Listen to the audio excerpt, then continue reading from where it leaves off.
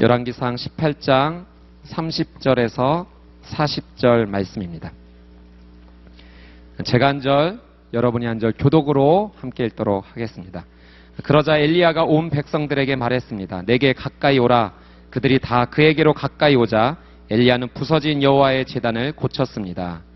엘리야는 야곱의 아들들의 지파수에 따라 돌 12개를 가져왔습니다. 이 야곱은 옛날에 여호와께서 내 이름을 이스라엘이라 하리라 하고 말씀하셨던 사람입니다. 엘리야는 그 돌들을 가지고 여호와의 이름으로 제단을 세우고 제단 주위에 2세아 정도의 씨를 담을 만한 구덩이를 팠습니다. 그러고 나서 엘리야는 제단 위에 나뭇가지를 쌓아놓고 소 한 마리를 각으로 떠서 나뭇가지 위에 올려놓고 말했습니다. 내게 항아리에 물을 가득 채워 번제물과 나뭇가지들 위에 부으라. 그가 또 말했습니다. 다시 한번 하라. 그러자 사람들이 다시 그렇게 했습니다. 그가 명령했습니다. 다시 한번 더 하라. 그러자 사람들이 세 번째로 그렇게 했습니다. 물이 제단 위로 흐르고 구덩이도 가득 채웠습니다. 저녁 곡식 제사를 드릴 시간이 되자 예언자 엘리야가 제단 가까이 나와서 말했습니다. 아브라함과 이삭과 이스라엘의 하나님 여호와여, 주께서 이스라엘의 하나님이 되시는 것과 제가 주의 종이며 이 모든 일을 주의 명령으로 했음을 오늘 알려주십시오. 여호와여, 내게 응답해 주십시오. 오 여호와여, 응답하여 주는 여호와 하나님이시며 주께서 그들의 마음을 돌이키게 하시는 분임을 이 백성들이 알게 해 주십시오. 그러자 여호와의 불이 내려와 번제물과 나뭇가지와 돌과 흙을 태웠고 구덩이에 고인 물마저 다 말려 버렸습니다. 온 백성들이 이것을 보자 엎드려 소리쳤습니다. 여호와 그분이 하나님이시다. 여호와 그분이 하나님이시다. 함께 읽겠습니다. 그러자 엘리야가 백성들에게 명령했습니다. 바알 예언자들을 붙잡으라. 한 명도 도망치지 못하게 하라. 그들은 바알 예언자들을 붙잡았습니다. 엘리야는 바알 예언자들을 기손 골짜기로 데려가 그곳에서 죽였습니다. 아멘. 할렐루야. 네. 거룩한 세대여 영적 대세를 바꾸라, 이런 주제로 오늘 함께 말씀을 나누기를 원합니다. 오늘 본문의 30절 말씀 다시 한번 같이 읽어보겠습니다. 30절 한 목소리로 읽겠습니다. 시작. 내게 가까이 오라. 그들이 다 그에게로 가까이 오자 엘리야는 부서진 여호와의 제단을 고쳤습니다. 내게 가까이 오라 밑줄을 그으시고요. 부서진 여호와의 제단을 고쳤다, 거기 밑줄을 그으시고요. 그리고 30절에 등장하는 주인공 엘리야의 내모를 치시기 바랍니다. 엘리야가 어느 시대에 활동했던 선지자인가? 북이스라엘 최악의 왕이었던 아합, 그리고 이방인 중에 이스라엘 사람과 결혼한 최악의 여인 이세벨, 이 최악의 조합으로 북이스라엘을 타락으로 이끌었던 사람들입니다. 우상 숭배를 하게 만들고 또 영적으로, 도덕적으로, 사회적으로 타락하게 만들어서 하나님의 진노를 사게 했던 시대입니다. 우리가 보고 있는 18장의 앞부분 17장에 보면 17장 1절 말씀에 엘리야가 아합에게 하나님의 메시지를 전달합니다. 근데 그가 전달했던 메시지는 무엇이냐면, 내가 아무 말을 하지 않는다면 비도 내리지 않을 것이고 이슬도 내리지 않을 것이다, 이렇게 이야기를 하죠. 이 이스라엘 땅은 강수량이 굉장히 적은 곳이기 때문에 비가 내리지 않는다, 이것도 굉장히 위협적인 경고이지만 이슬을 가지고 농사를 짓는 땅입니다. 얼마나 강수량이 적은지 이슬만 내려도 그 이슬로 경작을 하는 땅이기 때문에 비도 내리지 않고 이슬도 내리지 않는다, 굉장한 위협이었습니다. 시편 133편 2절 말씀에 헐몬의 이슬이 시온의 산들에 내림과 같다라는 말씀이 있습니다. 그러니까 헐몬산에 내리는 이슬 방울들이 시온의 모든 산들을 적시는 것과 같다, 이야기하는 것이죠. 그래서 이 최악의 가뭄으로, 비가 내리지 않을 뿐만 아니라 이슬조차 내리지 않는 최악의 가뭄으로 3년의 세월이 지납니다. 그것이 오늘 열왕기상 18장의 이야기입니다. 그러면 그 사이에 엘리야는 어디에 있었는가? 여러분, 엘리야가 어디에 있었죠? 할렐루야. 17장 9절에 보시면 사르밧 과부에게 가 있었어요. 그래서 이 과부의 집에도 사실 먹을 것이 거의 없었는데 이 집에 가서 먹을 것을 얻어먹도록 하나님 만드셨어요. 근데 보니까 재밌는 것이, 오늘 성경을 묵상하다 깨달은 것이 9절에 보면 이 사르밧이 시돈 땅에 있었다는 거예요. 할렐루야. 아무런 감이 없으시잖아요. 왜 시돈 땅이 중요하냐면 저는 그 이세벨을 생각하면서 이시 집안의 수치다 이렇게 생각하는데, 이 최악의 여인 이세벨의 고향이 어디예요? 시돈이에요. 이세벨 때문에 여호와의 선지자들이 체포가 돼서 죽임을 당하고, 이 이세벨 때문에 나라 전체가 완전히 영적으로 먹구름이 끼었어요.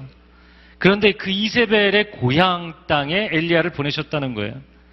엘리야가 아합과 이세벨의 손에 잡히지 않도록 하나님 피신을 시키셨는데, 어디로 피신을 시키셨냐면 시돈 땅으로 보내셨다는 거예요. 마치 다윗을 골리앗의 고향인 블레셋 어느 성에 보내셨어요? 가드죠, 가드. 가드왕 아기스에게 보내시잖아요. 그곳에 가서 피신하도록 만드셨던 것처럼, 하나님은 우리 인생의 태풍 가운데서도 태풍의 눈 한가운데서 우리를 지키시는 하나님이신 줄로 믿습니다.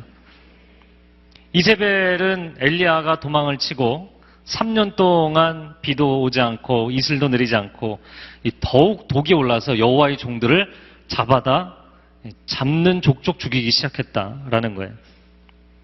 그게 열왕기상 17장 18장에 이어지는 말씀입니다.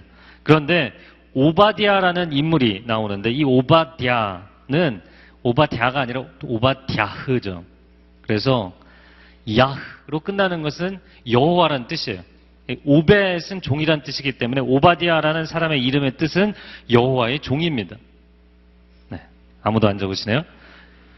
여호와의 종이라는 뜻이에요. 이 오바댜가 선지자 100명을 굴에 50명씩 숨겨놓고 물과 빵을 계속 주면서 이 사람들 살려냈다는 거예요. 여러분, 3년 동안 비가 오지 않았기 때문에 물이 없어요. 근데 그 100명을 매일 물을 먹인 거예요. 그 100명을 곡식도 제대로 추수하지 못했을 텐데 계속 빵을 먹인 거예요. 얼마나 헌신적으로 그 일을 했겠습니까? 근데 이 오바댜는 여호와의 종이라는 이름의 뜻을 갖고 있지만 실제로는 아합의 종이었어요. 아합의 일꾼이었어요. 근데 그 오바댜가 하나님을 경외하기 때문에 하나님이 엘리야를 오바댜에게 보내시죠. 그리고 오바댜를 통해서 아합을 만나게 하십니다. 아합을 만나서 그가 제안한 것은 결투입니다. 결투를 제안하죠. 그래서 18장 19절에 보면 갈멜산으로 온 이스라엘 백성들을 다 모아라. 그리고 이세벨의 식탁에서 함께 먹는 바알 예언자 450명, 아세라 예언자 400명 불러 모아라. 850명 대 1로 싸우는 거예요. 그리고 오늘 드디어 21절에 엘리야가 백성들을 다 모아놓은 상태에서 이야기를 합니다. 21절 말씀을 제가 읽어드리겠습니다. 엘리야가 온 백성들 앞에 나가 말했습니다. 너희가 이 둘 사이에서 얼마나 더 머뭇거리겠느냐. 여호와가 하나님이시면 여호와를 따르라. 그러나 바알이 하나님이면 바알을 따르라. 여러분, 백성들이 그 다음에 반응을 했다고 되어 있나요? 네, 여러분처럼 아무 반응을 하지 않으셨어요. 21절에 보니까 그러나 백성들은 한마디 대꾸도 하지 않았다 이렇게 되어 있습니다. 이제는 선택을 해라. 누가 진짜 주님인지. 왜냐하면 바알이라는 뜻이 주님이라는 뜻이에요. 주님이 주님인지, 이 주님이 주님인지, 네? 정말 주님이, 하늘에 계신 그 주님이 주님인지, 후안 카를로스 오르티즈가 쓴 제자입니까? 라는 책이 있죠. 굉장히 오래된 책이지만 아주 제자도에 있어서 핵심적인 책입니다. 근데 그 책의 첫 번째 챕터에서 이야기하는 것이 그것이에요. 이 스페인어로 주님이라는 뜻이 세뇨르이거든요. 세뇨르. 근데 이거는 거의 미스터라는 의미예요. 상대방을 존중할 때 사용하는 표현입니다. 그러면 내가 주님을 세뇨르이라고 부를 때 그것이 그냥 주님을 존중하는 정도의 느낌인지 내 인생의 주인이라고 고백하는 것인지, 의미를 정확하게 하라는 것이죠. 너희의 진정한 주님이 누구냐? 너희가 풍요와 성공과 번영을 위해서 섬기는 바알이냐? 아니면 여호와 하나님이시냐? 사람들이 용어 자체를 혼동하고 있어요. 백성들이 아무런 대꾸를 하지 않습니다. 제가 그 집회를 하면서 축복에 대해서 선언하면 사람들이 반응이 굉장히 빨라요. 그 축복의 내용이 무엇인지 생각해보지 않고 아멘을 해요. 근데 헌신을 촉구하는 메시지를 하면 고개를 숙이고 생각하기 시작해요. 45도 각도로. 대꾸하지 않아요. 반응하지 않아요. 오늘 이 본문의 21절에 엘리야가 첫 번째 일성으로 외친 것이 무엇이냐면 선택해라. 결정해라. 양다리 걸치지 말고 딱 한 사람하고 결혼해라. 그 얘기를 하고 있는 거예요. 아무도 대답을 안 해요. 왜? 대답을 하면 책임을 져야 되니까. 대답을 하면 헌신에 대해서 결단을 하면 그대로 행동을 해야 되니까. 아무런 대답을 안 해요. 근데 24절에 대답을 안 하니까 이게 쭉 더 설명을 합니다. 24절에 핵심적인 내용이 나오죠. 24절 말씀 함께 읽어주세요. 시작. 그러고 나서 나는 여호와의 이름을 부를 것이다. 불로 대답하는 신, 그가 바로 하나님이시다. 그러자 온 백성들이 말했습니다. 당신의 말이 좋습니다. 이게 뭘까요? 불쇼를 보는 거 외에 이들이 책임져야 될 건 아무것도 없어요. 무슨 얘기인지 아세요? 불쇼를 보는 거 외에 이 사람들이 책임질 일은 아무것도 없어요. 그러니까 거기에 대해서는 대답을 해도 자기의 인생에 아무런 결단과 헌신과 희생이 수반되지 않는 거예요. 은사 집회, 치유 집회, 기적이 일어나고 역사가 나타나고 금가루가 떨어지고 사람들이 치유되고 아무런 책임이 없어요. 아무런 헌신과 희생이 수반되지 않는 거예요. 제가 너무 흥분하고 있나요? 이 사람들의 태도예요. 이 태도입니다. 불로 응답하시는 신, 그가 바로 하나님이시다. 재물을 올려놓아서 불을 사람이 인위적으로 붙이지 않았는데 불로 응답을 하는 신이 있다면 그쪽이 진짜 신이다. 눈으로 직접 확인할 수 있는 것이죠. 자신들의 결단의 문제가 아니라 그냥 눈으로 보기만 하면 돼요. 이것처럼 쉬운 게 어디 있습니까? 여러분, 그런 집회, 그러한 신비주의, 현상주의에 빠지는 것이 마치 신앙이 굉장히 열정이 있는 것처럼 생각한다면 착각이라는 거예요. 바알의 선지자들이 아침부터 저녁까지 난리굿을 했는데 아무런 일이 일어나지 않아요. 그러니까 엘리야가 놀리죠. 너희의 신이 자고 있는 거 아니냐, 놀고 있는 거 아니냐, 너희를 잊어버린 게 아니냐. 놀리니까 이제 나중에는 자신들의 몸에 이 850명의 바알 아세라 선지자들이 막 자기 몸에 칼과 창으로 찢어서 피를 흘리면서 온 난리를 칩니다. 아무런 일도 일어나지 않아요. 그리고 나서 오늘 30절의 말씀입니다. 내게 가까이 오라. 백성들을 가까이 오게 했어요. 그래서 불이 확 떨어질 때 백성들이 코앞에 있었어요. 코앞에. 아마 이 정도보다 더 가깝지 않았을까 싶어요. 저는 오늘 이 말씀을 묵상하면서 저 혼자 즐거워하고 있죠? 이 말씀 묵상하면서 옆에 있는 사람들이 안 탔다는 게 놀라워요. 무슨 일인지 아세요? 그래서 마치 저는 이렇게 묵상을 하는데 헤어 드라이어처럼 이렇게 불을 쫙 라인을 타고 한쪽 방향으로만 붙게 하신 것 같아요. 굉장히 강력한 불로 태우셨거든요. 근데 사람들이 가까이 있었고 엘리야가 코앞에 있었는데 안 탔어요. 할렐루야. 네, 이런 거 주로 우리가 관심 있잖아요. 네, 하나님의 역사가 나타나도 내가 손해보지 않는 거. 엘리야가 온 백성들에게 가까이 오라고 이야기를 합니다. 지금 엘리야가 마술쇼를 하는 게 아니잖아요. 눈속임으로 하는 것이 아닙니다. 가까이에서 코앞에서 보게 하고 있어요. 한국인으로 세계 마술대회 1위 한 사람 동영상이 많이 돌더라고요. 근데 보니까 정말 손놀림이 엄청나게 빨라요. 근데 그 다 속임수잖아요. 이 손놀림이 얼마나 빠르냐의 문제잖아요. 심령술로 한 시대 세계를 놀라게 했던, 숟가락도 휘게 만들던 유리겔라가 가짜라는 것이 드러났죠. 모르세요? 네. 최근에 밝혀졌더라고요. 엘리야가 부서진 여호와의 제단을 고쳤습니다. 근데 이 부서진 제단이 어디에 있냐면 갈멜산에 있어요. 저를 한번 따라해보세요. 갈멜산. 마운튼 갈멜. 이 갈멜이라는 것은 엘로 끝나죠. 엘은 하나님이란 뜻이죠. 오바드야, 야흐는 여호와라는 뜻이고. 그래서 이스라엘 사람들의 이름은 야로 끝나거나 엘로 끝나는 경우가 많죠. 근데 엘, 갈멜, 갈엘이죠. 그래서 이것은 하나님의 포도원이라는 뜻입니다. 하나님의 포도원. 이 갈멜산이 여러분 팔레스타인 지형을 보면 이 두로와 시돈 쭉 따라서 떨어지다가 한번 꺾여서 꼭지점처럼 나와 있는 지점이 있어요. 그리고 쭉 떨어지죠. 애국까지 내려갑니다. 그래서 이 지중해 해변을 따라서 유일하게 튀어나와 있는 부분에 산이 서 있었어요. 이게 갈멜산입니다. 그래서 갈멜산 꼭대기에 서서 바다를 바라보면 지중해와 하늘이 붙어 있는 거예요. 쫙. 너무너무 멋있는 거죠. 굉장히 수려한 경치가 보입니다. 그리고 뒤돌아서서 팔레스타인 땅을 바라보면 이스라엘 평야가 쫙 펼쳐져 있어요. 그 아름다운 동산에 서서 지금 무너져 있는 여호와의 제단을 수축하고 있어요. 하나님께서 이렇게 아름답고 이렇게 좋은 동산을 주셨는데 그들은 풍요와 번영을 위해서 바알을 숭배해왔어요.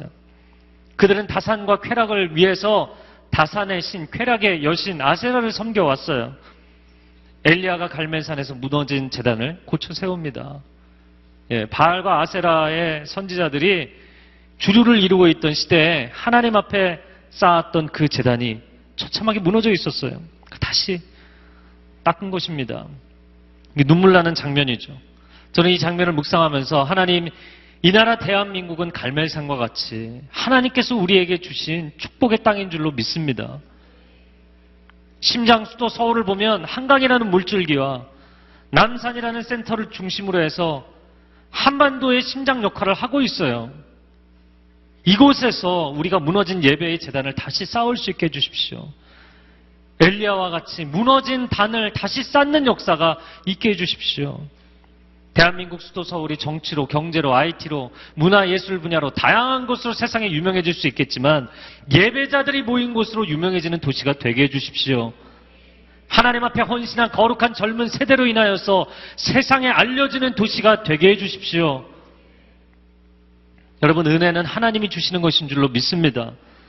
위로 단비를 내려주시는 분도 하나님이시고 아래로 땅에서 곡식의 수확을 주시는 분도 하나님이시죠. 그 트랜스포메이션이라는 DVD가 한 10여 년 전에 나왔던 것 같아요. 각 도시마다 부흥의 역사가 나타나고 도시가 어떻게 변하는가를 보여주는 그런 실제 다큐멘터리입니다. 남미의 알모론가라는 한 그 도시를 보여주는데 얼마나 범죄율이 높은지 하루하루 잡히는 범죄자들을 껌껌이 잡아서 이 사람들을 교도소에 넣을 공간이 부족한 거예요. 교도소가 너무 꽉 차서. 그래서 인근의 다른 도시의 교도소에 보내야만 이 도시의 범죄자들을 다 해결할 수 있을 만큼 범죄율이 너무나 높은 곳이었어요. 근데 이곳에서 목숨을 건 목회자들과 사역자들이 하나님 앞에 부흥을 구합니다. 그리고 놀라운 역사가 도시 안에서 일어나기 시작하죠. 그리고 나서 그 도시의 영적인 대세가 바뀌기 시작해요. 흐름이 바뀌어요. 그러면서 사람들이 저녁에 술집에 가지 않고 술을 마시지 않고 폭력과 음란에 빠지지 않고 사람들이 저녁마다 교회에 모이기 시작하고 하나님 앞에 예배하기 시작하면서 도시의 범죄율이 떨어지기 시작하는 거예요. 뚝뚝뚝 떨어지는 거예요. 이 교도소를 더 이상 사용할 필요가 없게 됐어요. 들어갈 사람이 없기 때문에. 근데 범죄율만 떨어지는 게 아니라 이곳은 이 풍토가 별로 좋지 못해서 농작물이 잘 자라지 않는 곳인데 3배, 4배, 5배 농작물이 너무나 잘 자라는 거예요. 부흥이 되고 나서. 여러분, 가인이 자기 동생 아벨의 피를 흘린 후에 땅이 저주를 받잖아요. 여러분, 악을 행하면, 악행이 지속되면 땅이 저주를 받아요. 노력을 해도 노력의 결과를 얻지 못해요. 이게 무서운 것입니다. 네. 뿌린 대로 거둔다. 저를 한번 따라해보세요. 뿌린 대로 거둔다. 네, 뿌린 대로 거둔다라는 말을 부정적인 의미로 사용하지만 사실은 인생이 정말 힘들 때는 뿌린 대로 거두지조차 못할 때입니다. 땀을 흘리고 노력하면 거둘 수 있도록 하나님이 만드셨어요. 그러나 인간이 과욕으로 인하여서 난개발을 하고 세상을 무너뜨리고 영적 질서를 무너뜨리고 나서 인간 사회에는 더 이상의 생산성이 나타나지 않는, 드러나지 않는 이상한 기현상들이 나타나고 있어요. 제가 지금 한국 교회 젊은이들 현실을 보면서도 느끼는 것이지만, 전에도 나누었지만, 예전 같으면 몇 개월 새벽 기도하고 작정 기도하면 그 사람의 인생의 변화가 막 너무나 뚜렷하게 나타났어요. 근데 최근에는 1년, 2년, 3년 작정 기도를 해도 변화가 안 나타나는 거예요. 너무나 많은 경우에. 이거는 구조적인 문제입니다. 하나님이 부어주셨는데 더 이상 하나님 앞에 반응하지 않기 때문에 하나님께서 부어주실 수 없는 상태에 빠진 것이죠. 오늘날 크리스찬들이 영적인 혼란 가운데 빠져 있습니다. 인생의 혼란 가운데 빠져 있어요. 내가 생각했던 행복한 삶은 살 수가 없는, 아무리 노력을 해도 하나님 내게 은혜를 부어주셔서 나를 좀 도와주셔서 직장이 잘 되게 해주십시오. 결혼이 풀리게 해주십시오. 내 인생의 길이 열리게 해주십시오. 근데 하나를 얻고 나면 아직도 얻지 못한 99가지가 기다리고 있어요. 아, 목말라. 그러고 살고 있어요. 이게 또 하나 먹으면 해갈이 되나요? 네. 여전히 연락이 오고 있잖아요. 해갈이 안 돼요. 여러분, 세상의 모든 것은 상대적입니다. 상대적인 것은 끝이 없다는 얘기예요. 이게 참 모순인데, 절대성은 그 자체로 끝이 없기 때문에 한 번 절대성을 캐치하면 그 다음에 끝이에요. 근데 상대성이라는 것은 상대적인 비교 우위, 비교 열등한 것이기 때문에, 상대적이라는 것은 그 자체로는 한계가 있는데 하나를 취하든 둘을 취하든 열을 취하든 백을 취하든 끝이 없어요. 이게 상대성의 모순이에요. 그래서 내가 하나를 캐치하면, 물질을 캐치하고 명예를 캐치하고 내가 지위를 얻고 능력을 얻고 영향력을 얻으면 세상의 모든 것을 다 얻은 것 같은데, 아니요. 여전히 얻지 못한 99가지가 있어요. 그러나 하나님 한 분을 얻으면 모든 것을 얻은 것입니다. 이것이 절대성과 상대성의 차이입니다. 제가 또 계획에 없던 얘기를 흥분해서 하고 있어요. 제가 여러분에게 한 가지 케이스를 얘기하려고 하는데 누군지 알려고 하지 마세요. 저를 한번 따라해 보세요. 나도 행복해지고 싶다.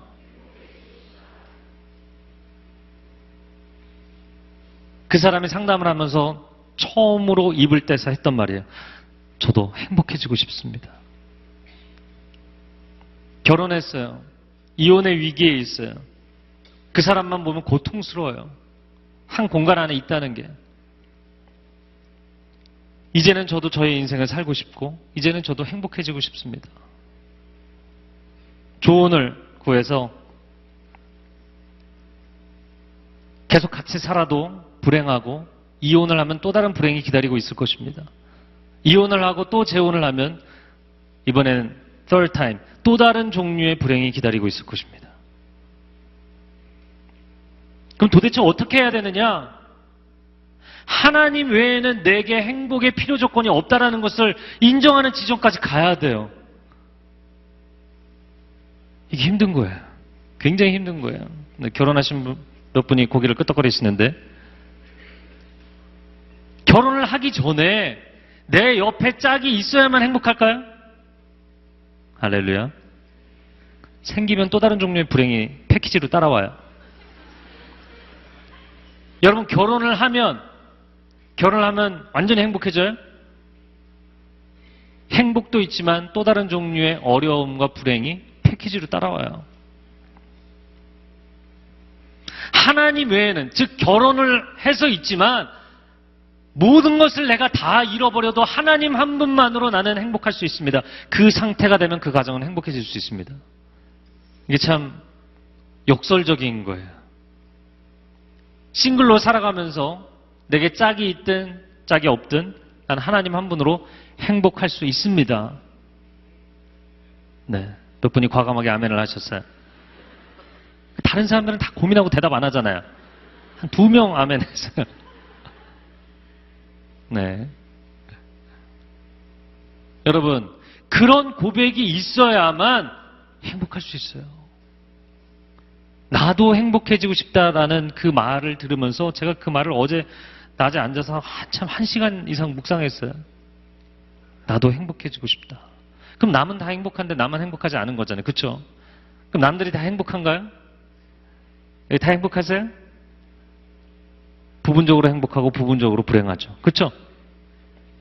그 다른 사람의 부분적인 행복이 내게 없어 보이는 거예요. 그들이 갖고 있지 못한 부분적인 행복이 또 내게도 있어요. 다 사실 사람들은 상대적인 행복을 가지고 살아가고 있는 것입니다. 여러분, 인생을 살아가면서 내가 꿈꿔왔던 정말 나에게 자상하게 해주고 가정적이고, 제가 늘 자매들한테 하는 이야기인데 이상형이 어떻게 되냐? 자기 일에 열정적이고 가정적인 남자. 그런 남자는 없다. 자기 일에 열정적인 사람은 집에 안 들어와. 야근을 하고 출장 다니지 안 들어와. 그리고 20대, 30대 때 가정적이고 집에서 애랑 노는 거 좋아하는 남자는 비전이 없어.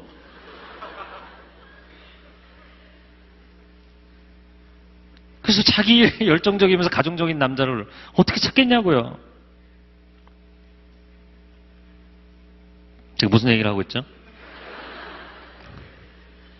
그래서 내가 생각하는 행복한 인생, 행복한 인생이란 이러이러한 것입니다. 하나님께 설명을 해드리는 거예요. 자기가 그려놓고. 하나님, 행복한 인생이란 이런 겁니다. 이거 채워주셔야 돼요. 그래야 행복해지는 겁니다. 전 아직도 목마르거든요. 그러면 내가 생각하는 그 행복한 인생의 조건들이 다 갖춰지고 나면 정말 행복하겠냐고요.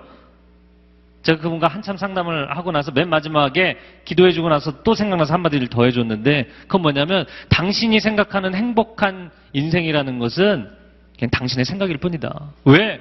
행복에 내가 생각하는 필요 조건들이 다 갖춰졌다고 해도 어느 날 갑자기 남편이든 자식이든 자신이든 교통사고로 갑자기 떠날 수 있어요.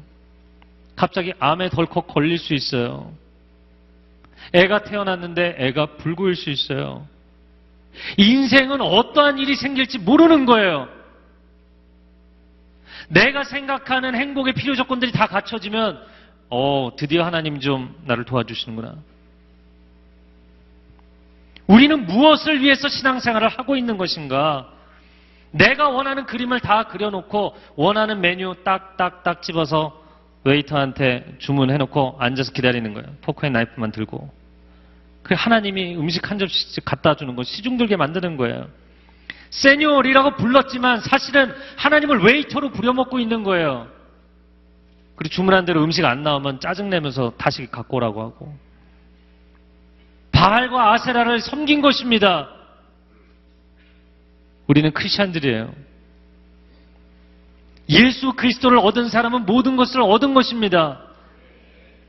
아멘 하지 마시고요. 이제 그건 예스노예요. 이게 팩트입니다. 믿음으로 밀어붙일 문제가 아니라 사실이어야 돼요. 여러분의 인생의 레알. 사실이어야 돼. 사실. 사실이냐고요. 나는 주님만 있어도 행복합니다. 행복하냐고요. 크리스찬에게 행복이란 도대체 무엇인가? 새로운 정의가 필요합니다. 로맨스만 원하고 결혼은 원치 않는 세태처럼 분위기는 좋지만 헌신하는 것까지는 원하지 않는 젊은이들처럼 무너진 예배 자체가 회복되지 않고는 더 이상의 축복은 의미가 없어요. 무너진 예배가 회복되지 않고는 더 이상의 회복은 오지 않게 돼 있어요. 대한민국에 오늘날 부어주신 이 놀라운 축복은 예배의 회복이 아니고는 얼마나 오래 지속될지 모르겠어요.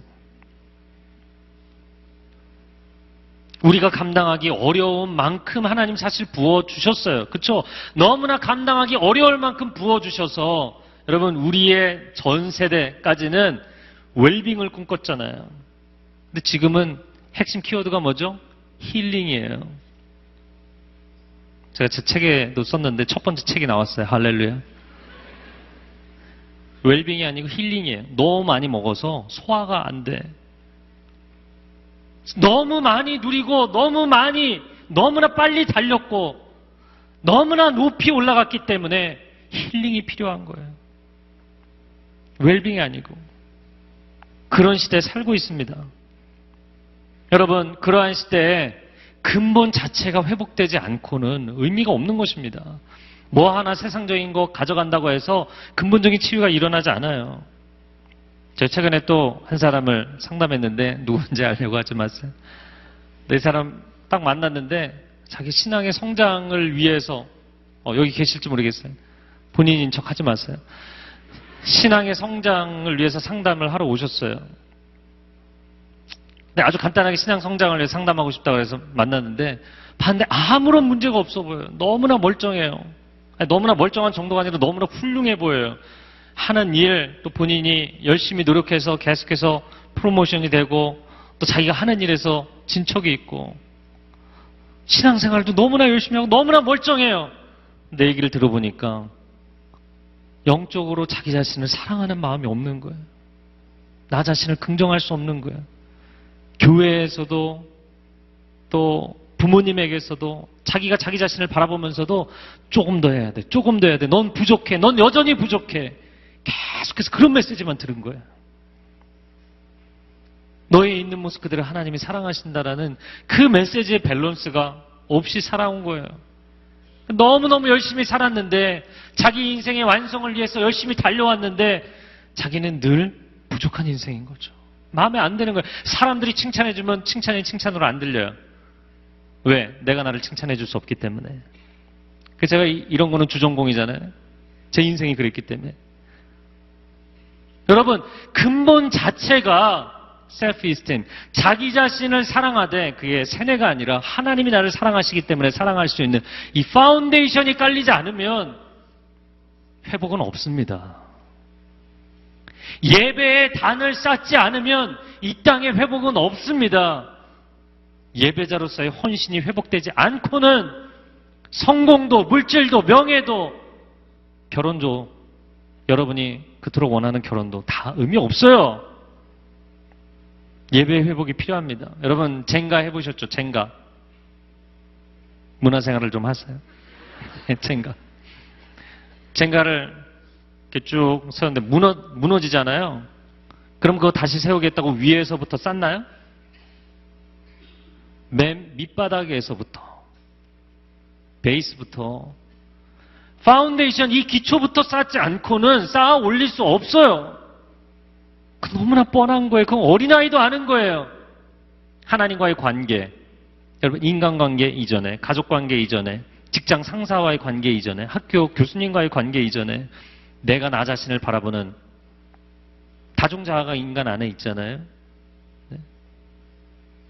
내가 나 자신과의 관계에 있어서도 하나님이 나를 긍정하시고 나를 사랑하시는 그 예배의 자리에서 하나님으로부터 듣는 음성과 그 블레싱이 아니고는 근본적인 회복은 없어요. 회복이 일어나야 돼요. 오늘 본문에 31절, 32절 말씀을 같이 읽겠습니다. 시작.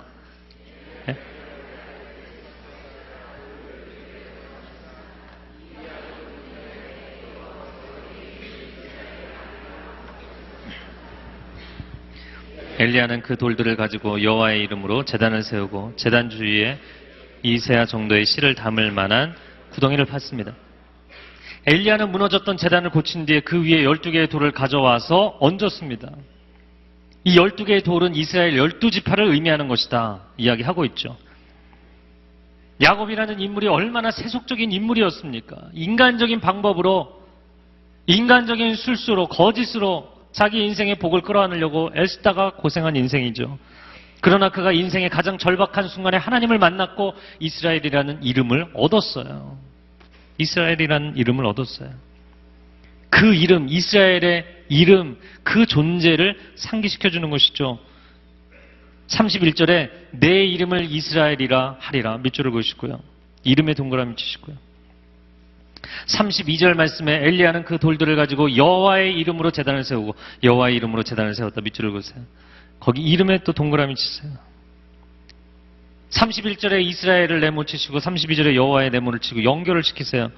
이스라엘의 이름의 이름과 여호와의 이름의 이름 쉔이라는 이 단어는 똑같은 단어예요. 이게 무슨 이야기입니까?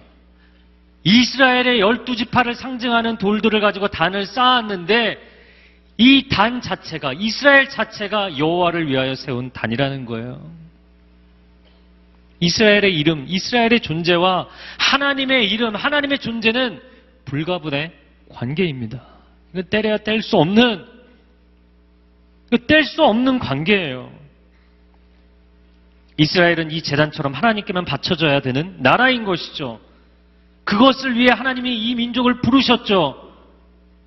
왜 대한민국의 전 세계적으로 사실 굉장히 어려움을 겪고 있는 나라들도 많은데 왜 이 시점에 이 나라, 이 민족을 하나님 복 주시는 걸까요? 여러분, 역사의 어떠한 사건도 어떠한 흐름도 하나님의 섭리 가운데 있는 줄로 믿습니다. 하나님은 세상을 창조하셨을 뿐만 아니라 완성하시는 분이시고 그 중간의 모든 과정을 섭리하시는 분인 줄로 믿습니다. 하나님이 이 땅, 대한민국, 이 민족을, 이 나라를 이 시점에 세워주시는 것은 하나님의 특별한 계획이 있는 것이에요.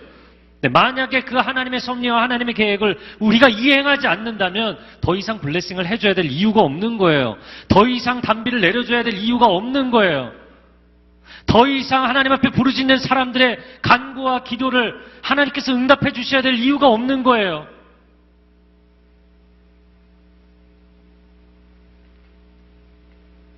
이스라엘은 하나님께 바쳐진 제단입니다. 근데 그 제단이 무너지고 오히려 바알과 아세라에게 제사를 지내니까 하나님 마음이 얼마나 아프시겠어요. 32절 하반절에 제단 주위에 2세아 정도의 실을 담을 정도의 구덩이를 팠다. 근데 2세아가 1세아가 7.33리터 합쳐서 14.66 15리터 정도 됩니다. 여러분, 생수 통을 이렇게 한 큰 통이 19.8리터라고 하더라고요. 거의 비슷한 정도다 생각을 하면, 아니면 한 4분의 3 정도 찬 정도 될 것 같아요. 그 정도의 구덩이를 파고 거기에 나뭇가지를 쌓고 소 한 마리를 각을 떠서 다 올려놓고, 그리고 나서 33절에 보니까 4개의 항아리에 물을 가득 채워서 번제물과 나뭇가지들 위에 부으라. 도랑에 부은 거 아니고요. 맨 위에, 이거니까 소도 물을 먹고 나뭇가지도 물을 먹고 제단도 물을 먹고 도랑에 가득 차고. 그런데 그것을 다시 한번 하라. 34절에 다시 한번 하라. 중간에 보면 다시 한번 더 하라. 총 3번을 했어요. 4개의 항아리를 3번씩 했으니까 총 몇 번 한 거예요? 항아리 개수로 치면 12번. 12지파에 12번의 항아리를 부은 겁니다. 항아리의 물을. 물이 제단 위로 흐르고 구덩이도 가득 찼어요. 그럼 왜 이렇게 해서 불이 붙기 어렵게 만드는 것인가? 제가 전에 얘기한 적인지 모르겠는데요. 누군지 이것도 알려가지 마세요. 결혼식장 중에서 가장 기억에 남는 최악의 결혼식장이 어디냐? 제가 이거 말하면 아무도 거기에 예약을 안 할 것 같아요. 근데 결혼식장이 건물 가장이 최고층에 있는데 돔이 이렇게 쫙 열려요. 하늘이 열려요. 할렐루야. 신랑과 신부가 승강기를 타고 쫙 내려와요. 캡슐에. 제가 이제 주례자가 있으면 피아노 치는 단이 있는데 2번째 스테이지를 만들었어요. 스테이지를 한층을 높여서 거기에 그랜드 피아노를 올려놓고 최고의 시설과 온갖 장비들을 다 갖춰놨어요. 다양한 이벤트를 하더라고요. 근데 양가 모친 화촉점화, 말이 어려워서 그렇지 하여튼 간에 불 붙이는 거예요. 양가 어머님이 이렇게 들어오셔갖고 이걸 뭐라고 하나요? 하여튼 간에 불 붙이는 거 있잖아요. 그걸로 붙이려고 하는데 보니까 그렇게 좋은 시설을 하느라고 돈을 사용을 했는데 이게 아주 안 좋아요. 건물이. 이게 안 붙는 거야. 한 10번을 했는데 도우미가 한 10번 했는데 안 돼. 자기도 막 최선을 다해서 간신히 붙었어요. 그러더니 싹 웃으면서 어머님 붙잡으시라고. 근데 어머님이 힘이 없으시지. 옮겨 붙잡는 순간 툭 놓치니까 다시 꺼진 거예요. 그래서 양쪽 어머님이 한 3, 4분씩 하셨어요. 이거. 와, 정말 하여튼 제가 보았던 최악의 결혼식장 중에 하나였어요. 여러분, 물에 젖은 장작에 불 붙여보셨어요? 정말 안 붙습니다. 정말 안 붙어요.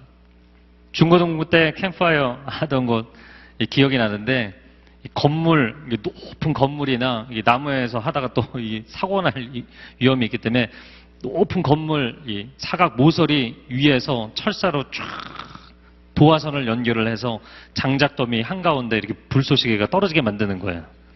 그러면 이렇게 쫙 떨어지자마자 불이 한 번에 확 타올라야 되거든요. 왜냐하면 캠프파이어의 가장 하이라이트이기 때문에 가장 중요한 순간에 불이 쫙 떨어지면서 불이 붙어야 돼요. 그래서 장작 위에 휘발유도 계속 붙는 거죠. 여러 통을 부어요. 그런데 지금 여러분 항아리에 12번을 부은 겁니다. 12번을. 이 휘발유 부은 거 아니에요? 물을 부었어요. 물을. 그러니까 얼마나 이 결정적인 순간에 불이 붙어야 되는데 확 했는데 불이 안 붙어봐요. 얼마나 엘리야가 낯뜨겁겠고 얼마나 부끄럽겠습니까? 도대체 이 일을 왜 하는 것인가? 저는 오늘 본문을 묵상하면서 새롭게 묵상이 된 것은 12번을 항아리를 부었잖아요. 물을. 12지파 이스라엘이 얼마나 새 속에 완전히 젖어 있는지 하나님이 계시다고 하나님이 살아계시다고 돌아오라고 선지자들을 통해서 그렇게 외쳐도 반응하지 않는 거예요. 그런데 바알과 아세라 앞에 가면 하나님 앞에서는 젖은 장작이었던 그들이 막 활활 타오르는 거예요. 세상의 쾌락과 세상의 물질 앞에 가면 막 미쳐버리는 거예요. 거짓 종교 앞에 가면 사람들이 막 미쳐버리는 거예요. 최근에 이것도 누군지 알려고 하지 마세요. 제가 이거는 여러 번 얘기를 해야 될 것 같아요. 신천지 성경 공부에 가지 말라고 그렇게 얘기해도 그게 뭐가 문제냐. 내가 들어보고 결정하겠다. 근데 최근에 한 사람을 만나 상담을 하고 본인도 몰랐는데 저도 그 자리에서 얘기하면서 알게 됐고 그래서 멈추게 됐어요. 인터넷에 무슨 힐링 카페라는 데서 소개를 해준 바이블 테라피. 따라해보세요. 바이블 테라피. 이거 신천지예요. 그러니까 이게 많아요. 하고 있어요? 여러분 이게 장난이 아닙니다. 지금 엄청난 규모로 하고 있어요. 여러분 바로 검색해 보시면 바이블 테라피 신천지 누르면 바이블 테라피 신천지인 거 모르고 속았다. 줄줄이 글들이 올라올 겁니다. 절대로 가지 마세요. 원래는 이거 유료인데 당신에게 특별히 해주는 거라고. 뭐 성격 검사, 뭐 성격 유형 검사, 뭐 이런 거 하면서 끌어들여서 하는 거예요. 교회 안에서 하는 성경 공부 외에는 절대로 금지입니다. 시대 자체가 엄마다 밖에서 늑대가 이게 너무 많아졌어요. 진짜 너무 많아졌어요. 이게 농담이 아니에요. 한둘이 아닙니다. 하나님 앞에서는 젖은 장작처럼 불붙지 않던 그들이 바알 앞에서는 휘발유 끼얹은 사람처럼 막 활활 타올라요.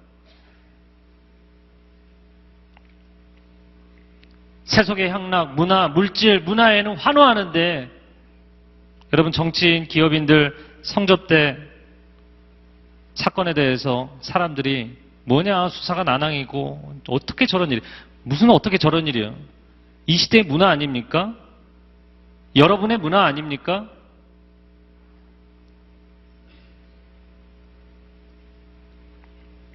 사실 굉장히 많은 것이 있는데 아주 조금이 드러난 것뿐 아닙니까? 놀랄 일이 아니지 않습니까? 하나님 앞에서는 손드는 것도 춤추는 것도 힘들어 하는데 오히려 세상의 문화 앞에서는 막 그런 거 시키지 않아도 막 난리를 치는 거예요. 유럽은 이미 교회들은 문을 닫고 나이트클럽으로 변하고 물론 저도 축구 좋아하지만 EPL 같은 경우 보면 관객이 아니에요. 거의 이 축구를 월십 하더라고요. 월십이에요. 월십 수준이에요. 거기서 집회하고 있어요. 거기서. 우리는 도대체 무엇에 우리의 심장이 타고 있는가? 무엇에 우리의 열정이 타오르고 있는가? 왜 하나님께 드리는 것은 아깝고 세상을 위해서 불태우는 것은 아깝지 않은가? 여러분, 3년 동안 최악의 기근이었습니다. 소 한 마리 올려놓는 것도 아까운 것이고, 물론 마른 장작은 많았을 거예요. 근데 12동이의 항아리에 물도 사실 아까운 거예요.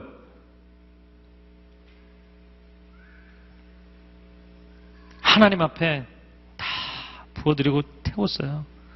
물에 젖은, 아니 물에 거의 잠긴 장작처럼 도저히 탈 수 없는 이스라엘의 상태, 그 상태를 보여주고 있는 거예요. 과연 이들이 탈 수 있겠는가? 과연 이들이 타겠는가? 세 가지를 엘리야가 기도합니다. 36절 말씀, 36절을 같이 읽겠습니다. 시작.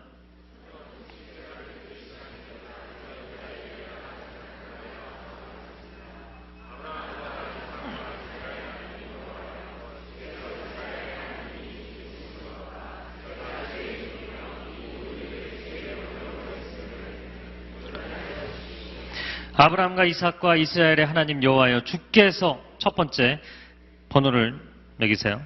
1번, 주께서 이스라엘의 하나님이 되시는 것과 2번, 제가 주의 종인 것, 세 번째, 이 모든 일을 주의 명령으로 했음을 오늘 알게 해주십시오. 물론 네 번째 기도도 있어요. 그것은 37절에 보면 주는 여호와 하나님이시며, 이건 앞에도 나왔던 내용이니까 주께서 그들의 마음을 돌이키게 하시는 분임을 이 백성들이 알게 해주십시오. 백성들이 네 번째예요. 백성들이 돌아오게 해주십시오. 그러나 이 네 번째 기도는 1, 2, 3번이 이루어지면 자동적으로 결과적으로 이루어지는 거예요. 백성들은 그거 보면 돌아오게 돼 있어요. 세 가지를 기도했어요. 근데 저는 이 세 가지 기도를 하는 엘리야의 기도를 보면서 거의 유언 수준이다 이렇게 보여요. 왜? 하나님이 이 기도에 응답 안 해주시면 끝이에요. 850대 1이에요. 저쪽은 막 피를 흘렸잖아요. 가만히 두겠습니까? 하나님, 이 한 가지는 알아주십시오.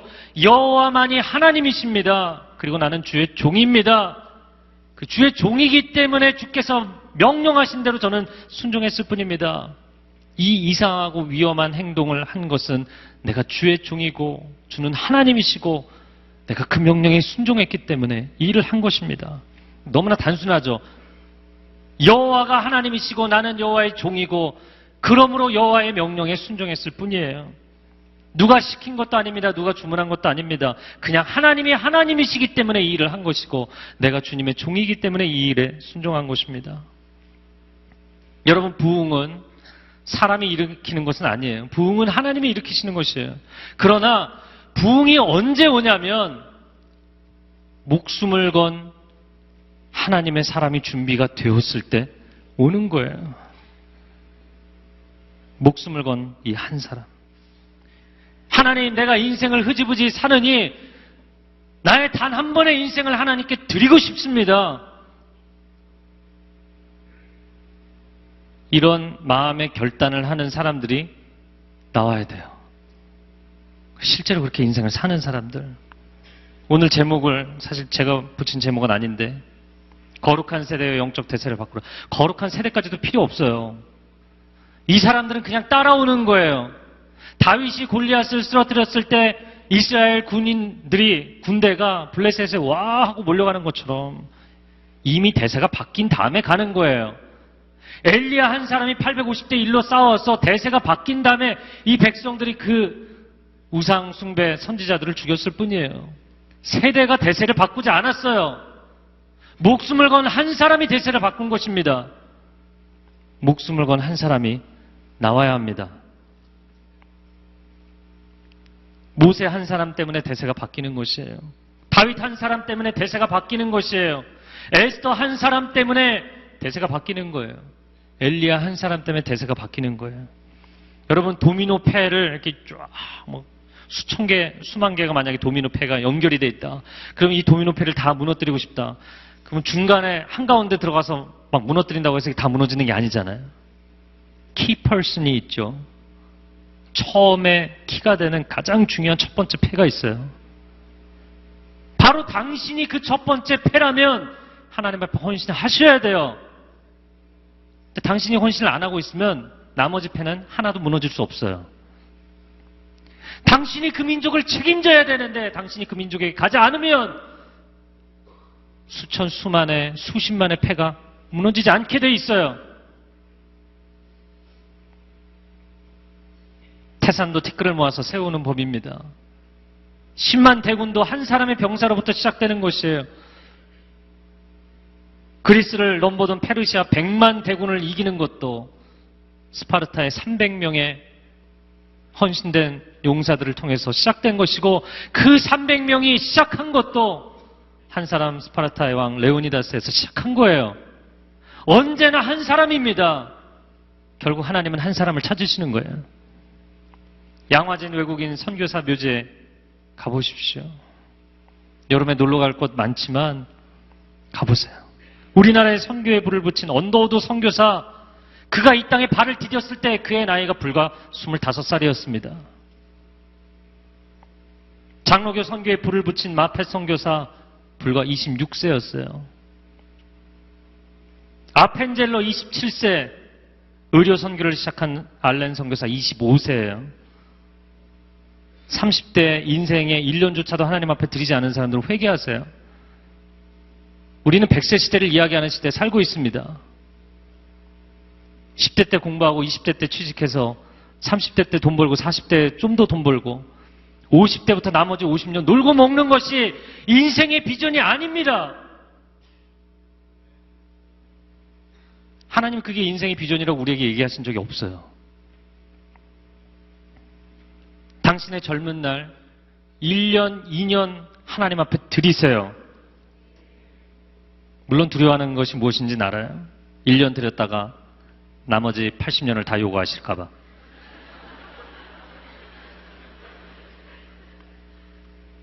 일 년 연애해봤다가 이 사람하고 결혼할까 봐 두려우시면 교제하지 마세요. 그런 교제를 왜 하십니까? 그런 신앙생활을 왜 해야 됩니까?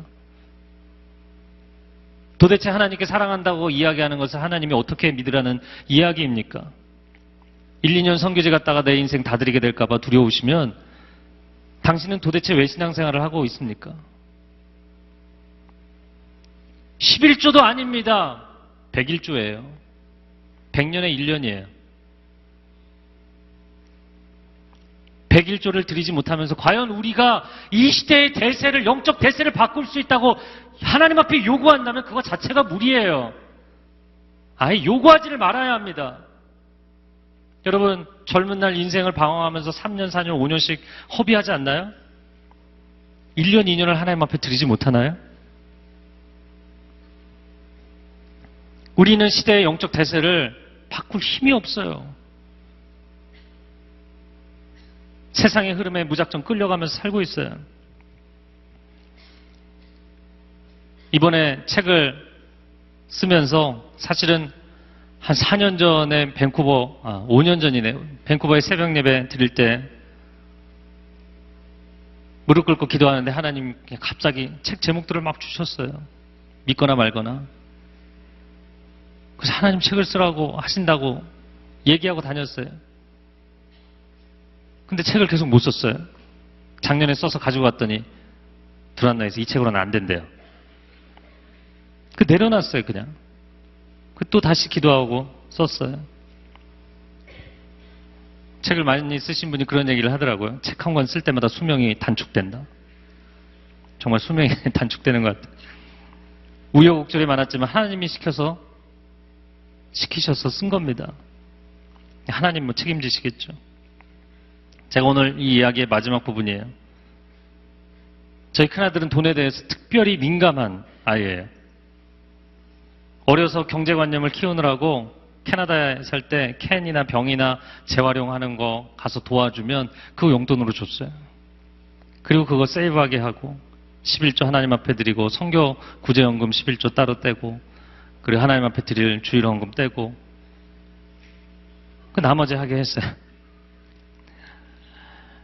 마트에 가서 과자 하나를 사도 그냥 사게 하지 않았어요. 이게 정말 너가 이 돈을 지불할 만한 가치가 있는 것이냐.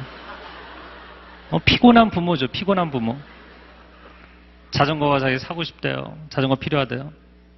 자전거 월마트에 가서 새 자전거를 보여줬어요. 월마트는 기본적으로 싸잖아요. 새 자전거를 보여줬어요. 거의 200불 가까이 돼요. 중고 가게에 가서 자전거포에 가서 비슷한 자전거를 보여줬어요. 가격이 뭐 거의 절반 이상 차이가 나죠. 거의 멀쩡해요. 어떤 걸 선택하겠냐. 물론 가격을 지불하는 데 있어서 70%는 너가 내라. 30%만 대주겠다. 본인이 돈을 내야 하잖아요. 중고 자전거 사겠다고. 돈 열심히 모았어요. 한국에 와서도 아빠가 돈이 없어서 캐나다 못 보내준다고 생각하는 아이기 때문에 늘 돈에 관심이 많고 돈에 목이 말라 있어요. 이 푼돈을 용돈을 모아서 거의 지금 300만 원을 모았어요. 초등학교 6학년인데 저보다 부자예요. 이번에 제가 책을 낸다 그러니까 아이가 인세에 관심을 갖기 시작하는 거예요.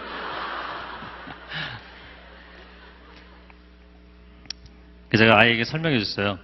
저도 잘 모르던 사실인데 초판 한 번을 찍을 때 뭐 한 3, 4천 부를 찍는데 초판이 다 나가야 그때부터 2분이라고 생각하고 그 다음부터 인세가 나온다고. 그랬더니 몇 프로나 받냐고 얘기하더라고요. 얘기를 했더니 한참 막 계산을 해요. 그러면 몇 건이면 얼마고 뭐 계산을 하더라고요. 그래서 아이를 앉혀놓고 얘기했어요. 아빠는 돈 벌려고 이거 하는 거 아니다.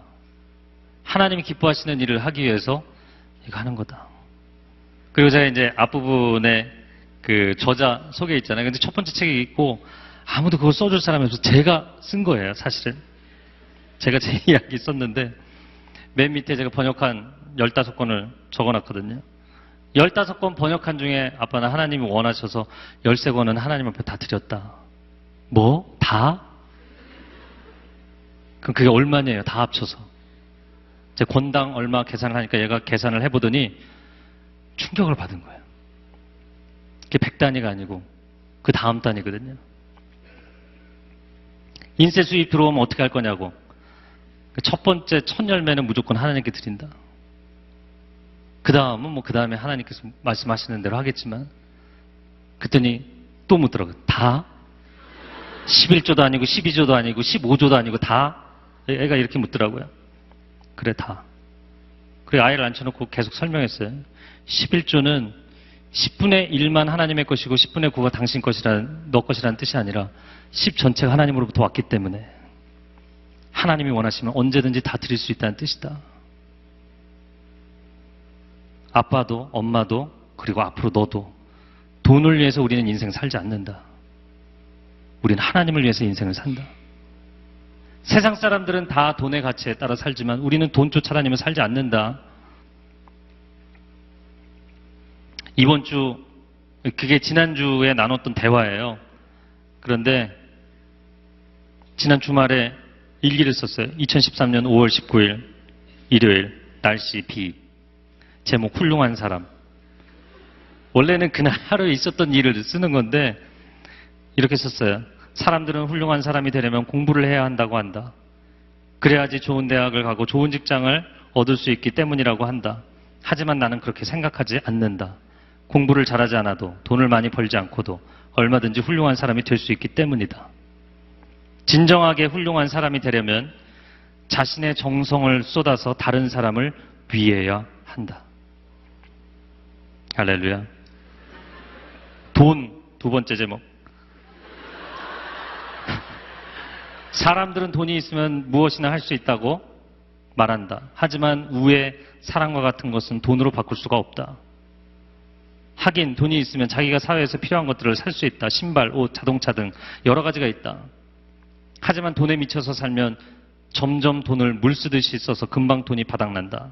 이게 논리적인지는 모르겠어요. 돈은 무한대가 아니다. 따라서 우리는 지금부터라도 돈을 저축해야 한다. 돈을 지혜롭게 써야 한다. 아이가요, 뭔가 이 돈 문제에 관해서 충격을 받았어요. 그냥 늘 아빠는 통장에 도대체 얼마가 있어? 아빠는 한 달 월급이 얼마야? 이거 계속 관심이 있었거든요. 이제 아이가 6학년인데 아이의 인생에 인생을 어떻게 살아야 되는구나 라는 것을 조금 감을 잡은 것 같아요. 너무 감사해요. 여러분, 사실 제가 경제관념이 좀 부족한 사람이에요. 저희 작은 형은 은행에 들어가서 뱅커가 됐는데 저를 볼 때마다 넌 경제관념이 부족하다고 늘 얘기했어요. 이 보라색 좋아하는 사람의 컬러를 가진 사람의 개인 성향을 보면 보라색을 좋아하는 사람의 사치 성향이 있다 이렇게 돼 있어요. 그래서 요즘은 우리 절약의 대가이신 우리 윤석원 목사님 제가 본받으려고 굉장히 애를 쓰고 있어요. 그러나 여러분 세상적인 감각도 중요하지만 저는 하나님께 반응하는 감각이 가장 좋은 사람이 되었으면 좋겠어요. 세상적인 감각은 굉장히 약해요.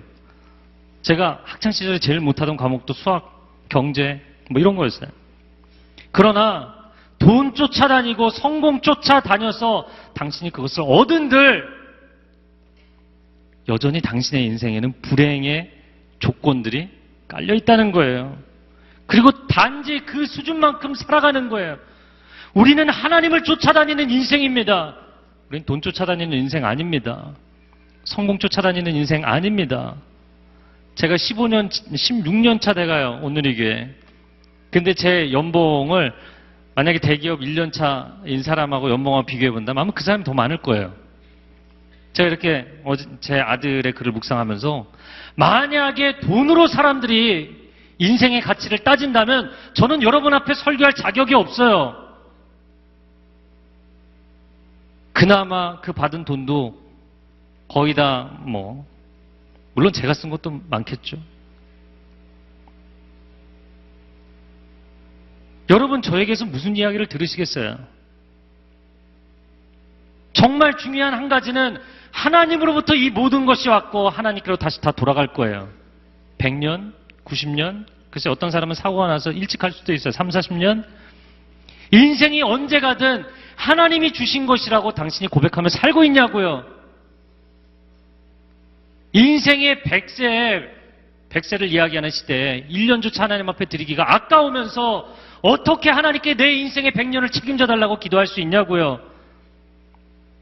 바알과 아세라, 바알은 풍요의 신이고 아세라는 쾌락의 신이고 풍요와 쾌락, 현대인들이 붙잡고 있는 양대산맥 아닙니까? 돈 많이 벌어서 하고자 하는 게 뭐예요? 놀고 먹는 거잖아요. 왜 열심히 공부해? 돈 많이 벌려고. 요즘 초등학생들 인생의 미래의 꿈을 물어보면 직업이나 아니면 어떤 역할에 대한 이야기를 하는 것이 아니라 첫 번째 나오는 거 돈 많이 벌어서 이거예요. 처음 시작. 돈 많이 벌어서. 이게 어른들의 가치잖아요. 우리 세대의 가치잖아요. 우리는 그렇게 살고 싶지 않다고 해도 세상이 그렇게 가니까 끌려갈 수밖에 없는 우리 청년 세대도 마찬가지의 가치관을 갖고 있잖아요. 네. 누군가는 그런 얘기를 하더라고요. 저는 여호사 청년부에 있는데 차들을 다양한 종류의 차들을 끌고 와요. 근데 외제차들을 많이 끌고 오니까 누구는 용감하게 국산차 찌그러진 차를 끌고 온다고 교회를. 그럼 걸어다니는 사람은 또 뭐예요? 교회도 못 옵니까? 그런 시대에 살고 있잖아요. 그게 우리 시대의 가치관이잖아요. 처음 배우자 될 사람 부모님께 인사하러 갔는데 중형차를 끌고 갔는데 외제차가 아니라서 결격사유, 헤어져라. 그런 시대잖아요. 우리는 무엇을 쫓아다니며 살고 있는가? 우리 인생은 정말 하나님 앞에 무엇을 드리며 살아갈 것인가? 세상이 이해할 수 없고 세상이 감당할 수 없는 인생을 살아야 되지 않습니까? 비전 자체가 달라야 되지 않습니까? 인생을 사는 존재 의미가 달라야 되지 않습니까? 하나님 대학만 들어가게 해주시면 내가 하나님을 영광스럽게 하겠습니다. 어떻게? How? 직장만 주시면, 결혼만 하게 해주시면 제가 하나님을 영광스럽게 하겠습니다. How? 어떻게? 일단 돈 벌고, 일단 지위 얻고, 일단 결혼하고, 일단 내가 원하는 행복의 조건들을 갖춰주시면 그 다음에 하나님. 아니. 그냥 3년 동안 비 자체를 끊어버리신 거예요. 내가 뭘 더 해줘야 되니? 뭘 더 해줘야 되니? 하나님께서 불로 응답하셨어요. 다 타버렸습니다. 38절에 여호와의 불이 내려와 번제물과 나뭇가지와 돌과 흙을 다 태웠어요. 구덩이의 고인 물마저 다 말라버렸어요. 온 백성들이 보자 엎드려 소리쳤습니다. 여호와 그분이 하나님이시다. 여호와 그분이 하나님이시다. 그 코앞에 서 있으면서 안탄 사람들이 정말 하나님 안 타게 해주신 게 감사한 거죠. 어떻게 고기에만 이렇게 타게 해주셨는지 모르겠어요.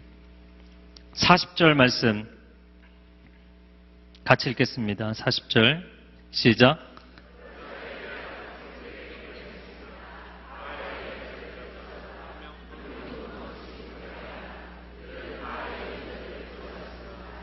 엘리야는 바알 예언자들을 기송굴짜기로 데려가 그곳에서 죽였습니다. 네, 저를 한번 따라해 보세요. 결별을 선언하라.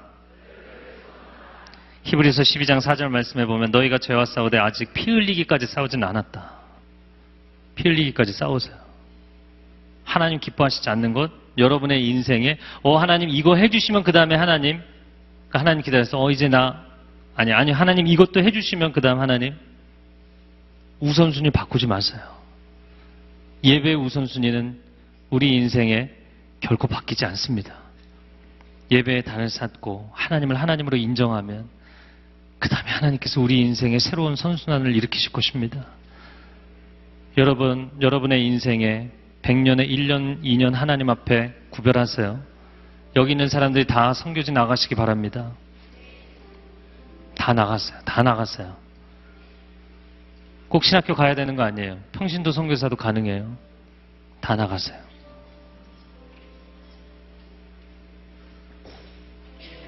내 인생에 물질이 없어서 불행한 거 아니에요.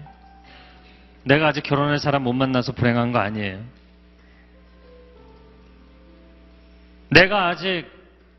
내가 원하는 직장을 얻지 못해서, 내가 원하는 연봉의 수준에 이르지 못해서 불행한 거 아니에요.